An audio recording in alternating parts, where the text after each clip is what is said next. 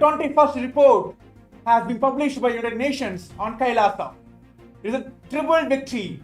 First, the 21st time, they have acknowledged the persecution KAILASA and the Supreme Pontiff of Hinduism have gone through. Second, the 6th time, they have recognized and acknowledged the judicial statehood of KAILASA.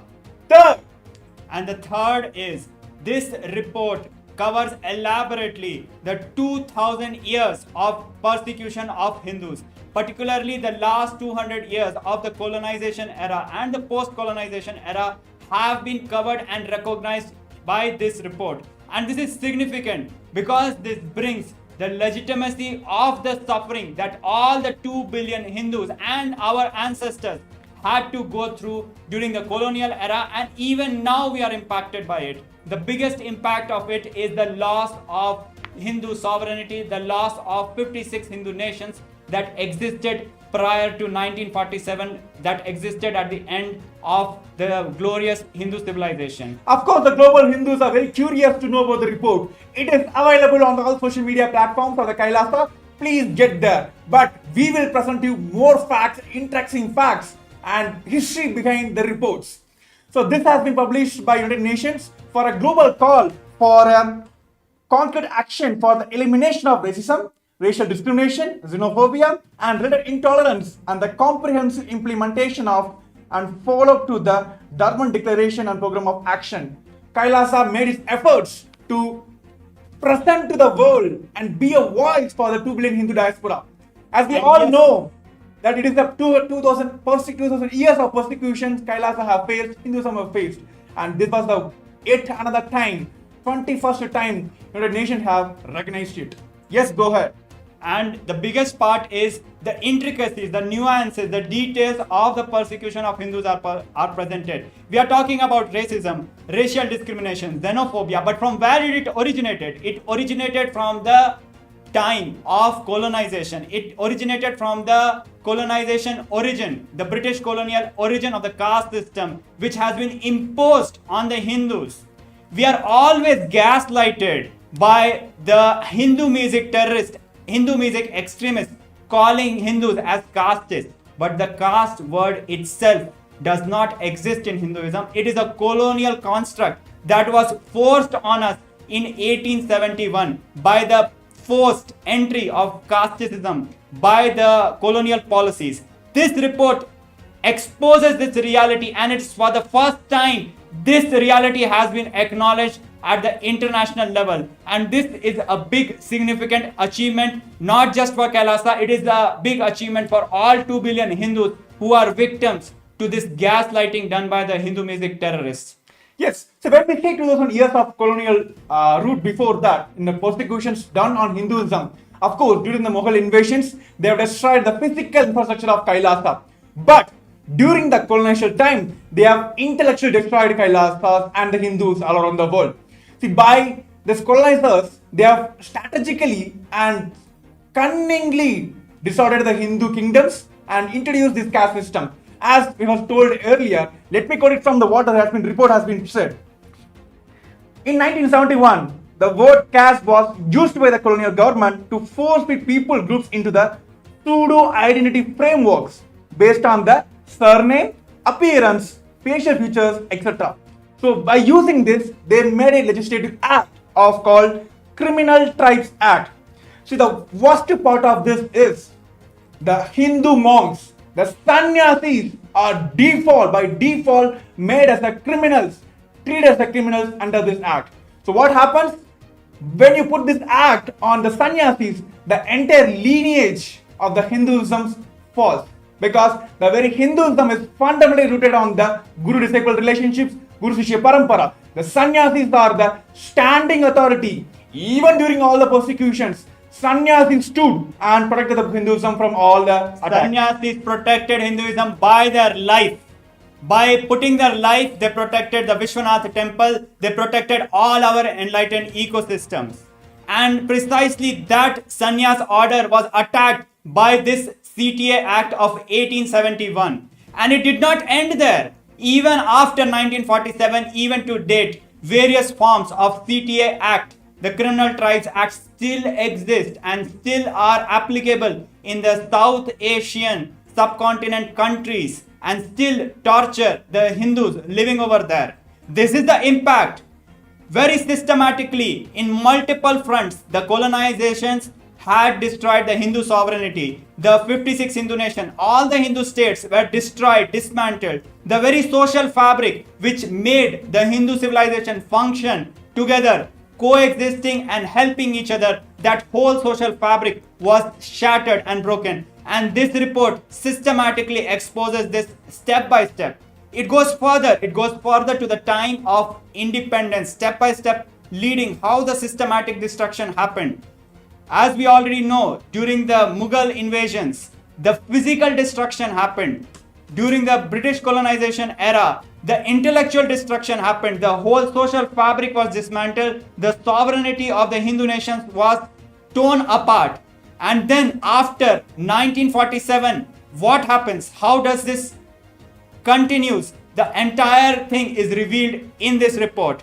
Let me quote from the report. It presents that Hindu civilization has for the last 2000 years gone through a massive Hindu Holocaust, resulting in the loss of 56 Hindu nations that covered 6 million kilometers square of South Asia, and it was a massacre of more than 4 million.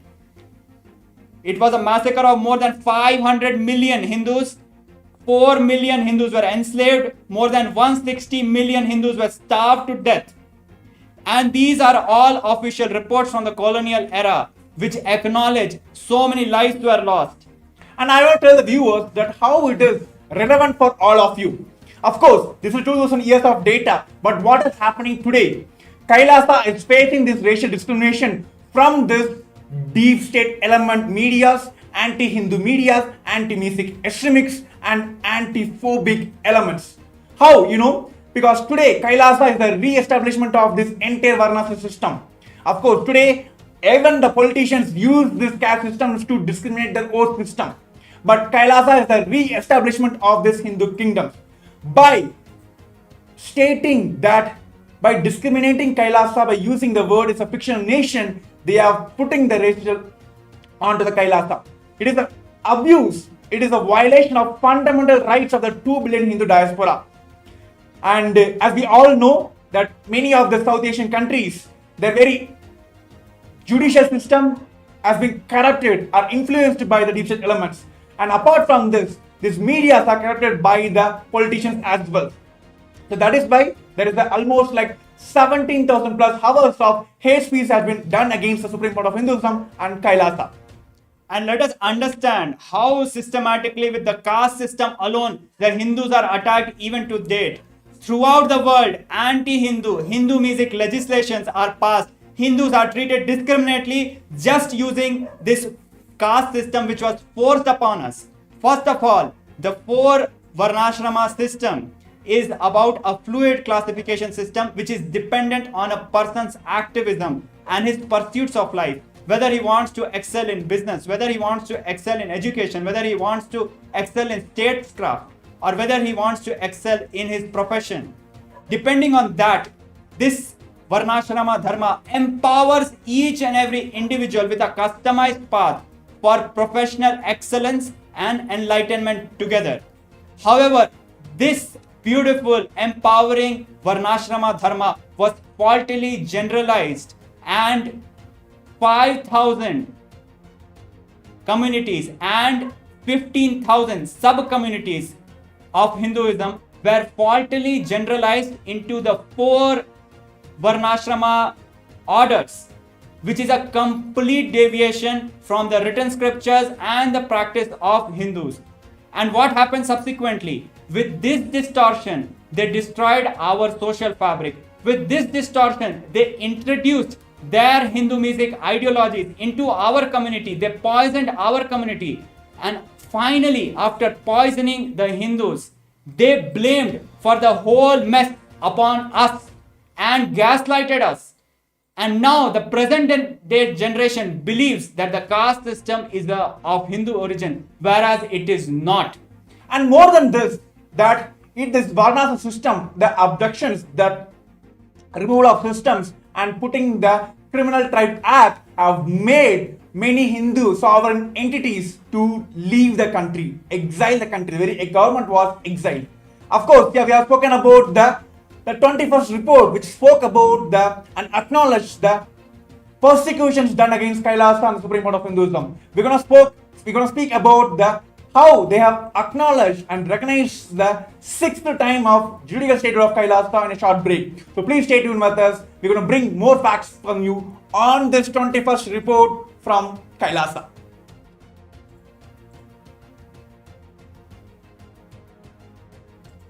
Around 5,000 years ago, at the end of Mahabharat War, the ancient enlightened Hindu civilization consisted of 10,000 Hindu traditions, or sampradayas, that existed in 56 Hindu nations, 200 Hindu kingdoms, 1,700 Hindu provinces that covered more than 6 million kilometer square of Asia. The Supreme Pontiff of Hinduism, SPH, BHAGAVAN Nithyananda Paramashhivam, is the reviver of KAILASA, this ancient enlightened Hindu civilizational nation.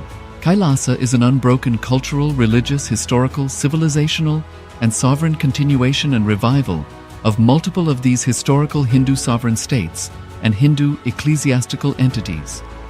The unbroken continuity of these ancient Hindu nations through KAILASA results in the legal recognition of KAILASA as per the international customary law, particularly the doctrine of continuity.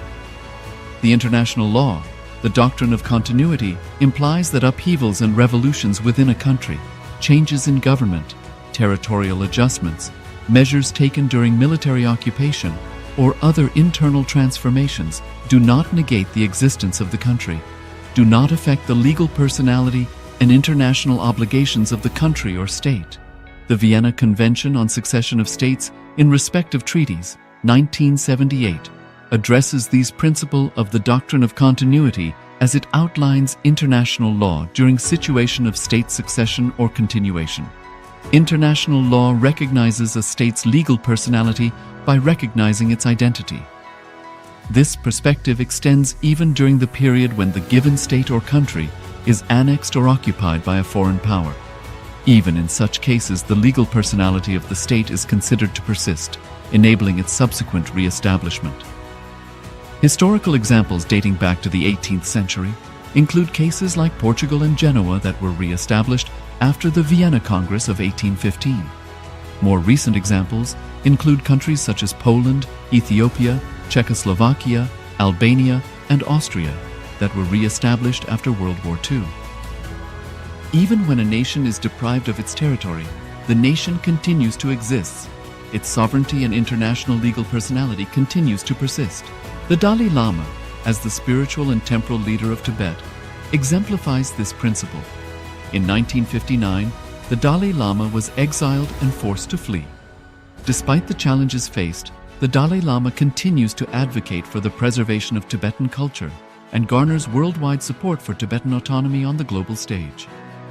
Similarly, from 1309 to 1376, the Pope of Catholicism had been in exile in Avignon. Despite this, he was recognized as the head of state as well as head of the church and given full privileges of the position after their return to Rome. Even in 1861, much of the papal territories had been lost, leaving the Pope with no sovereign territory other than the papal residence and related buildings. Yet his temporal powers were still acknowledged. He was recognized as a head of state, and later, the Lateran Treaty of 1929 formally re-established papal sovereignty over the Vatican City. The Sovereign Order of Malta further exemplifies this principle, retaining international recognition as a sovereign entity despite the permanent loss of their territory upon Napoleon's invasion in June 1798. Despite such permanent loss of territory, the sovereignty and the international legal personality of the Sovereign Order of Malta continue to persist. Much later in 1894, the order settled in Rome and acquired two properties, the Magistral Palace and the Magistral Villa that received extraterritorial status. Today, the order maintains diplomatic relations with 112 countries, issues its own diplomatic passports, currency, stamps, and vehicle registration plates, and has been granted observer status in the United Nations. All these examples of state re-establishment illustrate the principle of continuity of states, as per international law, that a state's legal personality persists over time. A nation continues to exist even after a complete loss of territory. A far more striking example is of the oceanic countries, which are under the threat of their entire nation being drowned and submerged due to rising sea levels owing to global warming. In response to such existential threat of climate change, Pacific Island nations, including Tuvalu, have enacted constitutional amendments and made international declarations affirming that their nation and their sovereign rights will continue to persist, despite their entire territory being lost to the sea. This proactive stance is highlighted in the Constitution of Tuvalu Act 2023 and the Pacific Islands Forum Declaration of 2021. The Supreme Pontiff of Hinduism, BHAGAVAN Nithyananda Paramashivang, through the line of succession is the present 203rd Emperor of the Hindu Sovereign Kingdom of Surangi Samrajya. He was crowned on the 31st of December 2004 at the age of 26. Thus, by very same principles of the doctrine of continuity, through which the international legal personality of Portugal, Genoa, Poland, Ethiopia, Czechoslovakia, Albania, Austria, Vatican, Tibet, Sovereign Order of Malta, and several other nations has been recognized despite having undergone a period of exile, annexation, occupation by a foreign power, or despite loss of territory. The SPH Nityananda Paramashivam, through well-established legal and historical facts about the Hindu sovereign state of the Surangi Samrajyam, derives all sovereign rights and powers of the royal lineage of the Surangi Samrajyam as its 203rd sovereign emperor, from his inheritance and continuation of the unbroken succession of the kingdom of Surya Vamsa Surangi Samrajyam Sarvanapitha. Surya Vamsa Surangi Samrajyam, through unification with 20 other sovereign Hindu states and sovereign ecclesiastical, historical entities, became part of the United States of KAILASA, which thus became a sovereign, independent juridical state, with the SPH Nityananda Paramashivam as the sovereign. Just as how the oceanic nations like Tuvalu have safeguarded their sovereignty from the existential threat of total submersion by amending their constitution and asserting that their sovereignty will persist regardless of the loss of their territory, KAILASA, which is a sovereign continuation of 21 sovereign Hindu states and sovereign ecclesiastical historical entities, is also reviving and continuing the Kumari Kandam Hindu nations that got submerged. As per the doctrine of continuity, these facts imply that the KAILASA's statehood is recognized by international law and manifests as a natural outcome of well-established historical legal facts. Share your time, talent, and treasure. Become part of KAILASA. Sign up as an eCitizen https://kailasa.ecitizen.info. Welcome back. As we are discussing on the 21st report of KAILASA by the United Nations, before getting into the juridical statehood of KAILASA, I want to bring the numbers to all global viewers, because Hinduism have survived million years of the history and they have also gone to thousands of years of persecutions. The fact is, even the today's neo-Hindus doesn't know this Hindu history, which is basically the Hindu Holocaust. I will bring the numbers to all of you. The Hindu civilization, which has lost for 2000 years, have gone through the massive Hindu Holocaust, which resulted in 56 Hindu nations have lost its sovereignty, and almost like 500 plus million Hindus have been massacred, and 400 plus million has been enslaved, and 160 plus million have starved to death. It is not just happened by default, because Hindus are the richest ethnic minority in everywhere. Even during 2000 years back, they are the 40% of the global GDP. This starvation was forced by the British colonization. And before we go into the juridical statehood of KAILASA, we need to understand what destruction happened. These are not merely numbers. When we say 6 million kilometers square of land was lost, sovereign land was lost, this is not a mere barren land. Or when we say that 500 million Hindus were killed, these are not normal human beings. These are the most peaceful people on the planet Earth, which protect the planet Earth and make it beautiful to live. What has been lost is devastating. It has completely changed the planet Earth. Today, the entire crisis that we are facing on planet Earth is because of the loss of these 56 Hindu nations. Just take for an example, we have been taught, falsely brainwashed to think that the caste system is based on Hinduism, which is a lie, because in Hinduism, each and every person is not just treated as an equal human being, he is treated as Paramashiva. Tell me which country, which place in the world you will be treated like Paramashiva. This is what we have lost by the loss of the Hindu nations. And not only that, how many of you know that the greatest knowledge was kept in the Nalanda Hindu University, which burnt for 6 months? So not only like Hindus are like rich by the wealth, they are rich by the knowledge, they are rich by the experience, and they had a solution. Hinduism has a very solution for all the world's today's problem, whether it's a global warming or wars around the world. How many of you know the fundamental principle of Kailasa is ahimsa paramo dharmaka? The non-violence is the fundamental and the ultimate cosmic law. So here I'm bringing the facts that why Hindu nation is needed and what Kailasa is standing for. And also, all these aspects have been recognized and published by the United Nations in this 21st report, which is a big achievement for all 2 billion Hindus, that the Hindu principles are getting recognized at an international stage.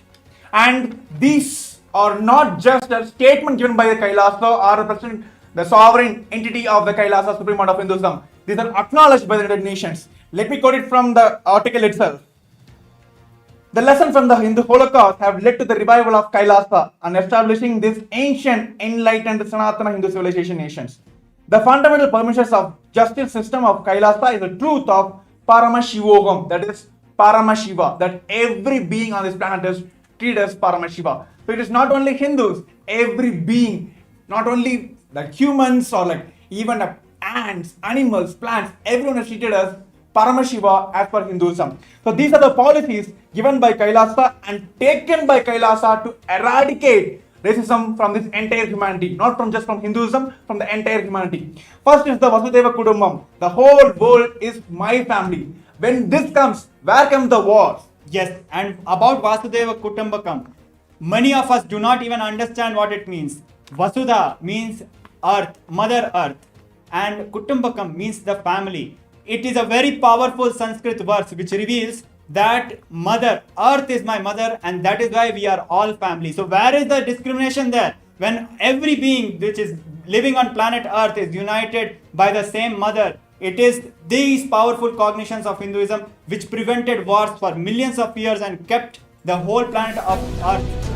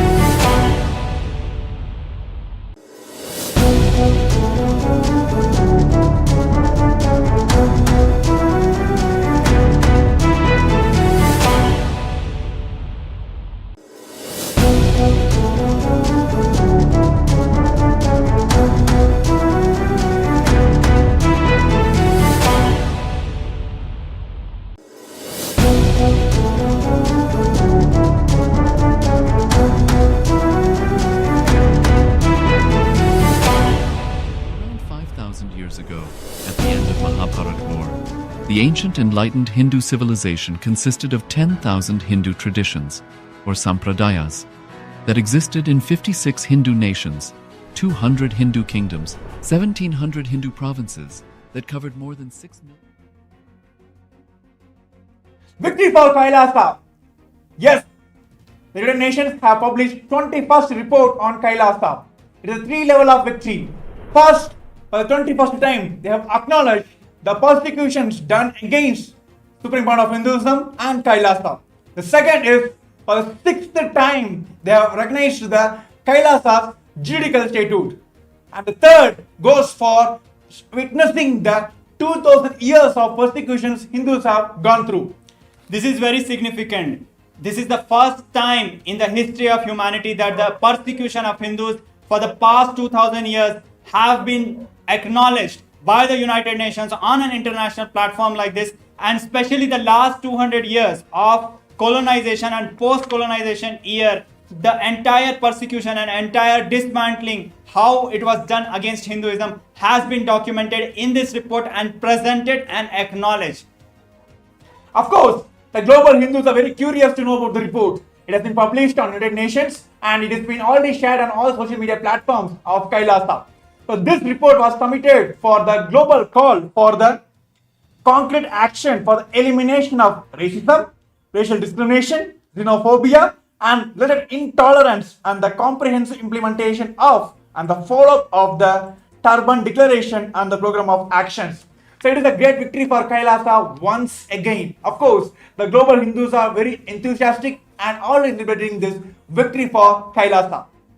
First, we need to understand, when we are talking about racial discrimination, xenophobia, all these things were never part of Hinduism. So when did it start? And even today, how we are suffering? This first started in 1871 when the caste word was introduced. It is not even a word that exists in Hinduism in our entire history. It was forced upon us by the colonizing powers and it was used to dismantle our society. The Hinduism has 4 varnashrama dharmas, the 4 paths. Whether you want to excel in life, in business, you want to excel the life in education, in scholarly works, you want to excel in life through the pursuits of your profession, or you want to excel in life through statecraft. Whatever you might choose, based on that, a customized path for your professional excellence and for your enlightenment was offered to Hinduism through the Varnashrama Dharma. But this, which is the biggest strength of Hinduism, was dismantled. How?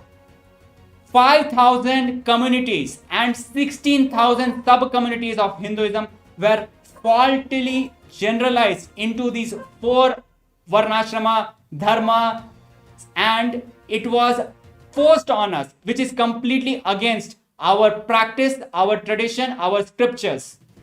Yes, the very caste word was not part of the Hindu system, Hindu ecosystem or Hindu lifestyle. But how it has got into the Hinduism? As we told earlier, the Mughal invasions have destroyed all the physical infrastructures of Hinduism. But to eradicate, to destroy the intellectual, the knowledge system of Hinduism, the British colonizers have brought this caste system to discriminate the people. So let me quote it from the article which is published by the United Nations. In 1871, the word caste was used by the colonial government to force its people into a framework based on the surname, appearance, facial features. The worst part is they passed a legislation as a criminal tribal act. The worst part is all the sannyasis, all the monks of the Hindus were defaultly coined as and defaultly put them under the category of criminals of the country. Understand, every person is innocent until proven guilty. This act completely deviates from that. It recognizes a person as criminal by birth. It labels a person as criminal by his facial constructs. It labels a person as a criminal by to which community he belongs. Randomly and arbitrarily, it classifies people as criminals and punishes them. And the worst part is, it is even in act today. In the South Asian subcontinent countries, Hindus are still suffering with different versions of this act which are still there. And the worst part, it attacked our sannyasis, the sannyasis who gave their life for preserving Hindus. It was a very strategic attempt to dismantle Hinduism. So this kind of racism and the violence against the Hindus have resulted into the illegal annexations of the lands of the sovereign indigenous Hindu nations, Hindu kingdoms, and forced their government to exile. See, when we speak about the sannyasis, okay, it is attacking just the sannyasis, but the fundamental, the roots, even today, after all these 2000 years of continuous persecutions, Hinduism has stood because of the sannyasis. How many of you know what happened to the Kashi Vishwanath temple? Today we are celebrating the Kashi Vishwanath temple, but it was the Naga sadhus, there was the sannyasis who protected, who gave up their life to protect the Kashi Vishwanath temple. So when they attack sannyasis, when they by default name them as a criminal, the very sovereign rights of the nations, very sovereign rights of the Hindu kingdoms have been revoked. And they did this in a worst cunning way. They first brought the caste system, which is not even part of Hinduism. They forced upon us this system. After that, all the wrong things which happened to our community, our culture because of this, they blamed us for that and put us into guilt, gaslighting us. And even today we suffer because of this. And this has been made used to gaslight Hindus to hate themselves. This is much bigger than killing a person. It is first killing the person and making him hate himself, which is such a big damage. Like this, they dismantled the unity of the whole Hindu civilization. When the Hindus got dismantled, they took away the sovereignty and broke the nation, broke the 56 Hindu nation into fragments.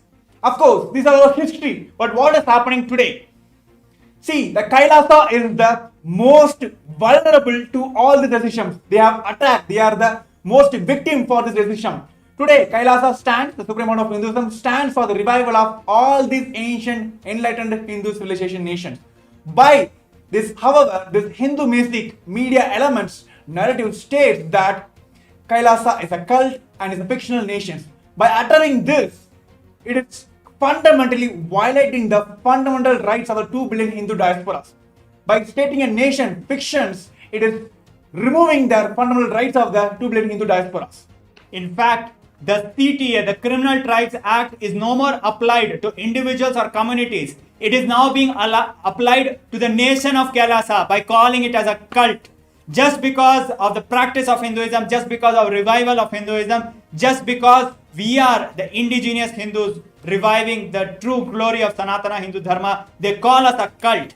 Is this not shameful? Are they not ashamed? This is what is racism. This is what is xenophobia. None of which exist in Hinduism. How can racism exist in Hinduism? Let us see what this report has to tell about this. Shame on the anti-Hindu medias and shame on the yellow medias, because they never stood for the truths. They always been influenced by the deep state elements who fed them with all their money, political influence, and they have continuously attacked all the Hindus, Hindu gurus who stood for the Hinduism. So what is the main reason for the attacks of the Supreme Pontiff of Hinduism? Because he stood for Hinduism. He stood for reviving a sovereign Hindu nation. Now let us understand what was lost and how much was lost. We see the destruction. Let me read the report for you. The Hindu Holocaust has, for the last 2000 years, gone through a massive destruction, resulting in loss of 56 Hindu nations that spanned over 6 million kilometers square of Asia. This resulted in the loss of more than 500 million lives. More than 4 million Hindus were enslaved. More than 160 million Hindus were starved to death. Thousands of temples were destroyed, and more than million Hindu educational institutions were destroyed. Libraries were burned down. Yes, these numbers are very important, not only for the global viewers, even for the neo-Hindus, because they doesn't know about the history, because the very history has the very Hindu Holocaust. Today, whatever the history you know about Hinduism, it is fabricated by the British colonizers and this anti-Hindu medias. Let me tell the numbers once again. It is a 2000 years of persecution, and 56 Hindu nations have lost its sovereignty, and 500 plus millions has been massacred during this entire persecutions. And almost more than 4 million Hindus has been accused of rape, sex, and they have been completely dismantled from the very life itself.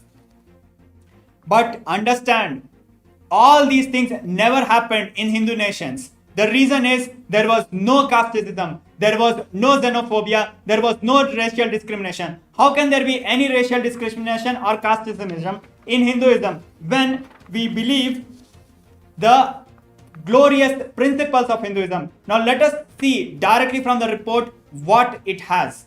Of course, the fundamental principles taken, the measure taken by the KAILASA is implementing Paramashivam, that is, you are Paramashiva. Which nation, which community, which religion even gives this rights to everyone that you are treated as the ultimate body of the religion? But of course, we're bringing more facts to all of you. We want all the viewers to stay tuned with us. There are crisp, more details on this 21st reports by the United Nations on KAILASA. Stay tuned with us. Around 5,000 years ago, at the end of Mahabharat War, the ancient enlightened Hindu civilization consisted of 10,000 Hindu traditions, or sampradayas, that existed in 56 Hindu nations, 200 Hindu kingdoms, 1,700 Hindu provinces that covered more than 6 million kilometer square of Asia. The Supreme Pontiff of Hinduism, SPH, BHAGAVAN Nithyananda Paramashivam, is the reviver of KAILASA, this ancient enlightened Hindu civilizational nation. KAILASA is an unbroken cultural, religious, historical, civilizational, and sovereign continuation and revival of multiple of these historical Hindu sovereign states and Hindu ecclesiastical entities. The unbroken continuity of these ancient Hindu nations through KAILASA results in the legal recognition of KAILASA as per the international customary law, particularly the doctrine of continuity. The international law, the doctrine of continuity, implies that upheavals and revolutions within a country, changes in government, territorial adjustments, measures taken during military occupation, or other internal transformations do not negate the existence of the country, do not affect the legal personality and international obligations of the country or state. The Vienna Convention on Succession of States in respect of treaties, 1978, addresses these principles of the doctrine of continuity as it outlines international law during situation of state succession or continuation. International law recognizes a state's legal personality by recognizing its identity. This perspective extends even during the period when the given state or country is annexed or occupied by a foreign power. Even in such cases, the legal personality of the state is considered to persist, enabling its subsequent re-establishment. Historical examples dating back to the 18th century include cases like Portugal and Genoa that were re-established after the Vienna Congress of 1815. More recent examples include countries such as Poland, Ethiopia, Czechoslovakia, Albania, and Austria that were re-established after World War II.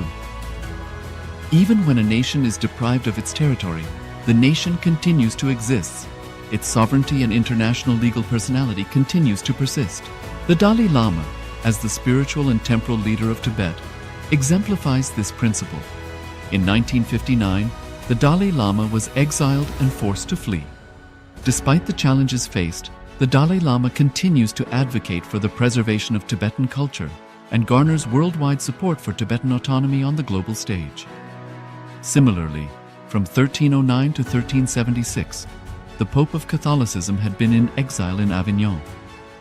Despite this, he was recognized as the head of state as well as head of the church and given full privileges of the position after their return to Rome. Even in 1861, much of the papal territories had been lost, leaving the Pope with no sovereign territory. The last segment we have spoken about the 6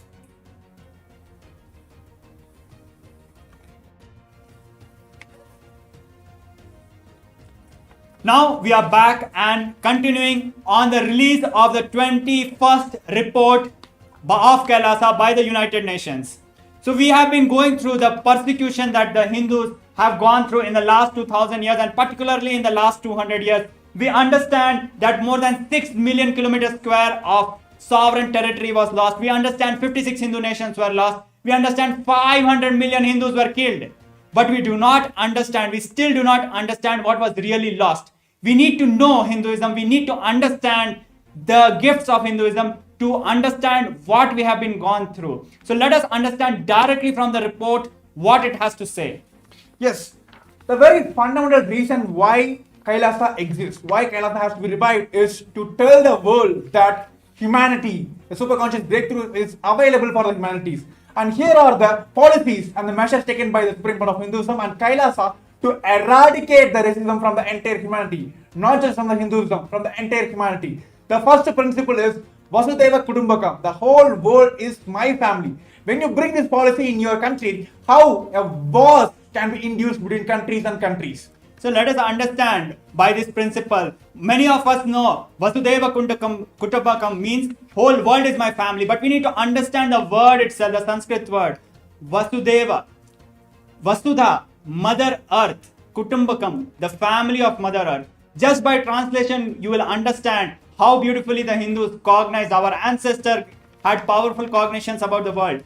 Earth is my mother, and each and every being is my family. Because we are from the same mother, how can there be discrimination? How can there be fight? And that is why Hindus lived beautifully and peacefully, because we lived by these principles.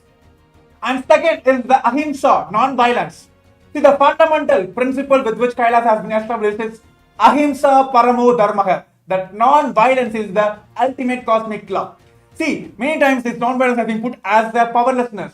But how many of you know that all the fears, angers, violence, frustration, these are the powerlessness, not non-violences. Very clearly understand the world peace can be brought into the country not by wars, by only non-violence. By standing on these principles, Kailasa stands and for the United Nations for the global peace. We have contributed to the world in extraordinary ways. We talk about the problem of xenophobia. We talk about the problem of racism. None of these problems exist in Hindu nations. How can it exist? Because we never treated people as merely equal. People are not just equal. Today, the human rights treats all people as equal, whereas Hinduism teaches us people are divine. Everyone is divine. It is much higher and powerful cognition compared to all people equal. And because of this powerful cognitions, we treated everybody as divine. We treated plants as divine. We treated animals as divine. We treated land as divine. We treated inanimate objects as divine. And because we saw Paramashiva, lived with Paramashiva in each and every aspect of this cosmos, because of that, we lived peacefully with nature. We lived peacefully with each other. These are the gifts of Hinduism which have been lost when the 56 Hindu nations were lost. And today we are speaking about the racism. Of course, it is not just in Hinduism. The entire world faces the racism all around the world. But what is the solution Kailasa is giving? What is the solution Hinduism is giving is Advaita. The only experience, only principle which belongs to Hinduism is Advaita. How many of you know that Hindus have fundamentally rooted in the Advaita, oneness with the entire world, entire universe? Then where comes the racism?